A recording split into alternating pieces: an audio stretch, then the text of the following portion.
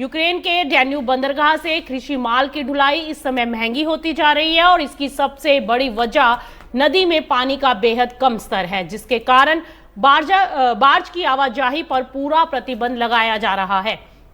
कम पानी का सीधा असर उपलब्ध जहाजों और बार्ज की संख्या पर पड़ रहा है, यानी माल भेजने वालों के पास विकल्प अब कम है, जबकि जहाज मालिक अपनी मजबूत स्थिति का फायदा उठाते हुए ऊंचे भाड़े की डिमांड कर रहे हैं।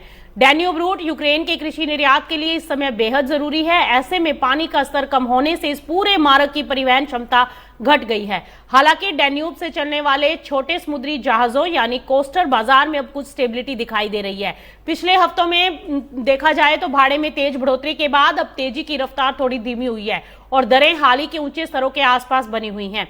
मौजूदा स्थिति का अंदाजा आप इस बात से लगा सकते हो कि यूक्रेन के डैन्यूब बंदरगाहों से 6000 टन मक्का मिस्र भेजने का भाड़ा करीब 65 से 68 डॉलर प्रति टन चल रहा है। यानी यूक्रेनी अनाज की अंतर्राष्ट्रीय बाजार में कीमत सिर्फ फसल और मांग से तय नहीं हो रही, बल्कि लॉजिस्टिक की बढ़ती लागत पर भी इसका कंपटीशन को ये प्रभावित कर रही है। और परेशानी का दूसरा सिरा इससे भी ज्यादा गंभीर है, क्योंकि ग्रेटर ओडेसा के बंदरगाह से फ्रेट मार्केट लगभग ठप बना हुआ है और ऊंचे सुरक्षा जोखिमों के कारण जहाज मालिक इन बंदरगाहों पर जाने से बच रहे हैं, जिसका नतीजा यह है कि यूक्रेन के पास उपलब्ध वैकल्पिक निर्यात मार्गों पर दबाव बढ़ गया है। डैन्यूब रूट पहले ही कम पानी की समस्या से जूझ रहा है और अब उस पर अतिरिक्त कार्गो का भी बोझ है।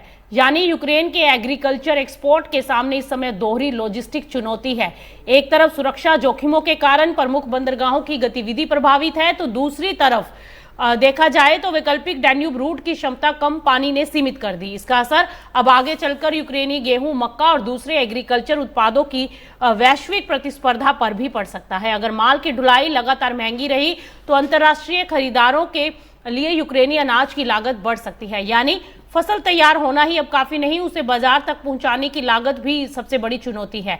और यही वजह है कि आने वाले दिनों में विदेशी अनाज बाजार की नजर सिर्फ उत्पादन और मांग पर नहीं, बल्कि यूक्रेन के निर्यात मार्गों और फ्रेट रेट्स पर भी बनी रहेगी।